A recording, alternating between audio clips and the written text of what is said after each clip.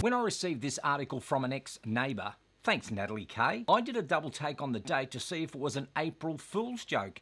Then I did some research and it was confirmed that the 2018 National ANZAC Day Parade will not feature children after the R.S.L decided to ban them from the official march. We just need to have a very quick Australian history lesson for my two overseas viewers. ANZAC Day is commemorated on 25th of April and is one of Australia's most important national occasions. It marks the anniversary of the first major military action fought by the Australian and New Zealand forces during the First World War. ANZAC stands for the Australian and New Zealand Army Corps. The soldiers in those forces quickly became known as ANZACs, and the pride that they took in that name endures to this day. The Australian and New Zealand forces landed on Gallipoli on the 25th of April, meeting fierce resistance from the Ottoman Turkish defenders. More than 8,000 Australian soldiers had died in the campaign. Gallipoli had a profound impact on Australians at home, and 25th of April soon became the day on which Australians remembered the sacrifice of those who died in the war. The actions of Australia and New Zealand forces during the campaign left a powerful legacy. What became known as the ANZAC legend became an important part of the identity of both nations, shaping the way in which they viewed both their past and their future. And in subsequent years, the meaning of the day has been further broadened to include those who lost their lives in all military and peacekeeping operations in which Australia has been involved. Australians recognise the 25th of April as a day of national remembrance. Springs. Steel springs. What are they going to do? They're going to hurl me down the track. How fast can you run? Fast as a leopard. How fast are you going to run? As fast as a leopard. Then let's see you do it.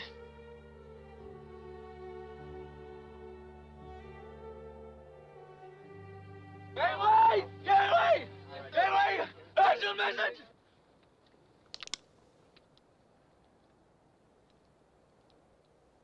Gangway!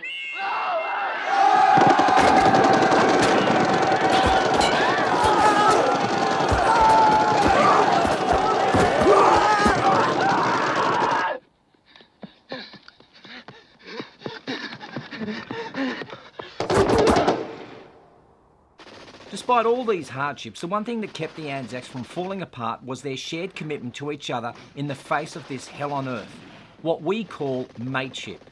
The notion that no matter how dreadful the circumstances, how miserable the conditions, how pointless the campaign, they were there for each other, often selflessly sacrificing themselves to save their mates. Now back to this ridiculous story. The R.S.L's ACT branch's John King sent a letter to any participants hopeful of marching this year, saying the children under the age of 12 will not be allowed to take part. Not allowed? So the last I looked, this great country called Australia is allowed freedom of speech, freedom of expression, and freedom to march, if the aforementioned is not going to incite violence or hatred. Now, this Mr. King also said that the relatives of the deceased veterans shouldn't march, but they haven't been banned. I don't think I need your permission, but thanks for the heads up, Mr. King. The decision comes after the R.S.L was informed that public liability insurance wouldn't cover children in the march. So here's a thought, Mr. King and the R.S.L ACT branch. How about you up your public liability insurance to cover children in the march? Now, this was all because in 2017, a child had tripped over and accidentally knocked down an elderly person in the march who had to be treated by paramedics. Don't go dramatising it by saying that the elderly person was treated by paramedics. And doing a quick Google search, I couldn't find any reference to this happening. Now, you wouldn't be misleading us, would you? It just seems to me that you are more concerned about who is allowed to march than the wishes of our national heroes.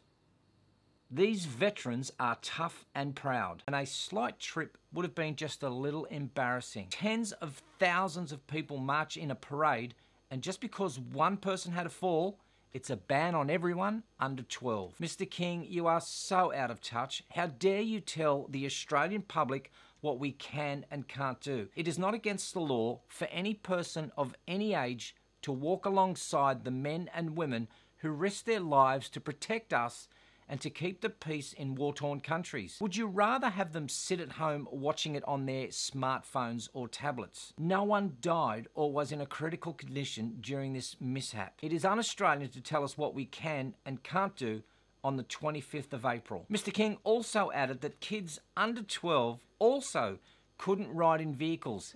He said that youth groups have accepted the decision. Well, here's a message to all of you youth groups. Here is Mr. King's mobile number.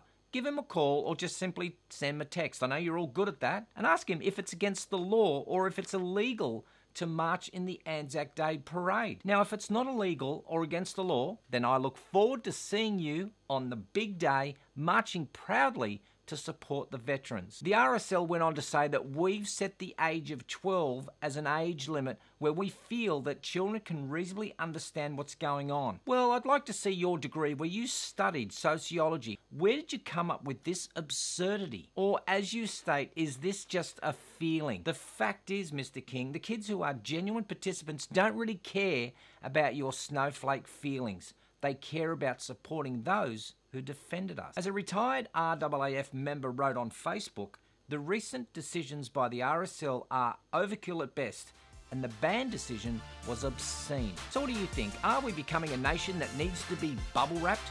Or, as we all keep hearing, should we just take responsibility for our own unforeseen accidents? Geez, I hope you didn't trip over that button there. But while you're here, why don't you hit that little bell icon and I'll keep you informed of other ridiculous stories. Now go away and get some flags for your car and polish up on your kip for that game of 2-up. I'm Gerald Pauschmann for The Point TV.